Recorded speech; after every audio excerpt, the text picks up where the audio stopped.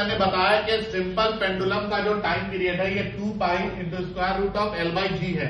मतलब कि अगर लेंथ ज्यादा है तो टाइम पीरियड ऑफ ऑसिलेशन ज्यादा होगा और अगर लेंथ कम है तो टाइम पीरियड ऑफ ऑसिलेशन क्या होगा, कम होगा।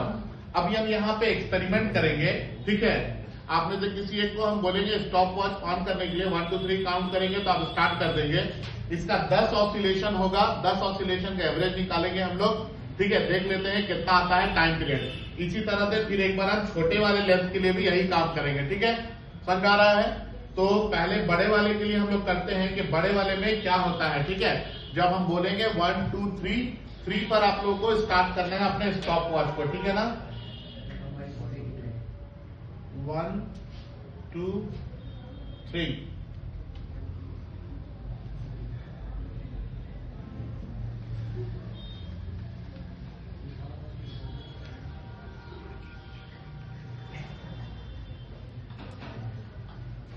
स्टॉप। 14.37 ऑलमोस्ट आया, ठीक है। अब हम लोग क्या करेंगे, ये आया 14.37 मतलब एक के लिए टाइम कितना हो गया, 10 ऑसिलेशन किए थे हम लोग, है ना।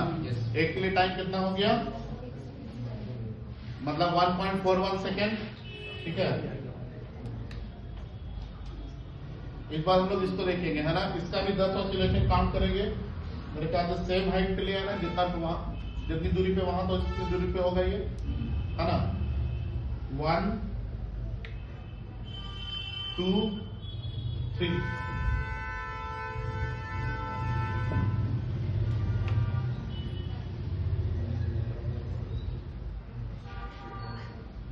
स्टॉप। 10.47 ऑलमोस्ट, 10.47 यही आया। अब देखिए लेंथ कम हुआ तो टाइम पीरियड ऑफ ऑसिलेशन क्या हो गया, कम हो गया।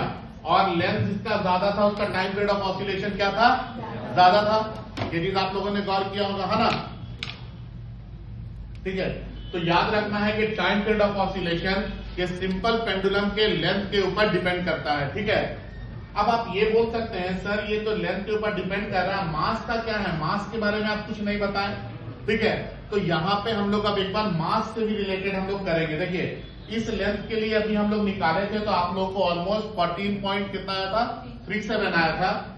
हम सेम लेंथ लेंगे और सेम लेंथ में इस छोटे वाले मास को देखते हैं कितना आता है, ठीक है। समझा रहा क्या बोल रहे हैं, छोटे वाले मास को कंसिडर करते हैं कि छोटे वाले मास का कितना आता है टाइम पीरियड ऑफ ऑसिलेशन।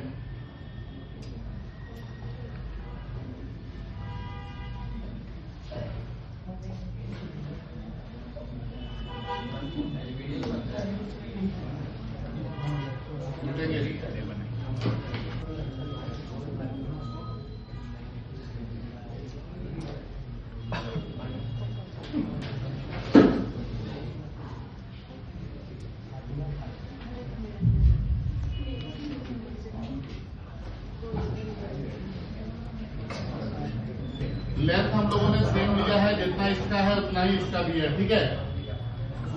और अब हम लोग इसका चेक करेंगे कि मास को अगर हम चेंज करते हैं तो क्या होता है, ठीक है ना। मास चेंज करने पे देखते क्या होता है, कितने हाइट से हम लोग इस टाइम भी किए थे, ठीक है। 1 2 3 करेंगे तब भी ऑन करना है, ठीक है। हो सकता है मेरे थोड़ा सा आगे पीछे तो थोड़ा सा हल्का सा वेरिएशन आए, लेकिन नहीं आना चाहिए। 1 2 3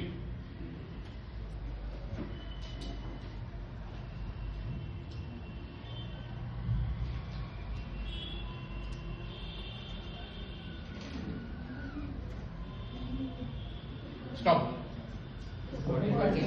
14.37 आया लगभग, ऑलमोस्ट आया होगा सेम 14.3738, थोड़ा सा वेरिएशन हो सकता है ना, ठीक है। आप अगर देखेंगे पिछले बार भी उतना ही था ना, तो सेम यहाँ पे आप अगर देखेंगे तो ये टाइम पीरियड ऑफ ऑसिलेशन ये सिंपल पेंडुलम की ये जो बॉब है, इस बॉब के मास के ऊपर ये डिपेंड नहीं कर रहा है।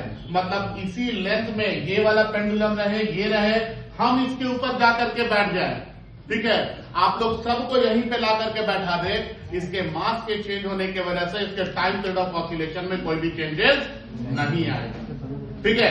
टाइम पीरियड ऑफ ऑसिलेशन क्या क्या चीज पे डिपेंड कर रहा है, एक तो लेंथ पे, दूसरा एक्सेलरेशन ड्यू टू ग्रेविटी पे। ठीक है, अगर एक्सेलरेशन ड्यू टू ग्रेविटी का वैल्यू चेंज करता है तो याद रखिए टाइम पीरियड ऑफ ऑसिलेशन भी क्या होगा, चेंज करेगा। बाकी आपको मैंने दो तरह से एक्सपेरिमेंट करके दिखाया कि लेंथ के ऊपर डिपेंड कर रहा है और मास के ऊपर ये डिपेंड नहीं कर रहा है। ठीक है, इट इज क्लियर है? ओके।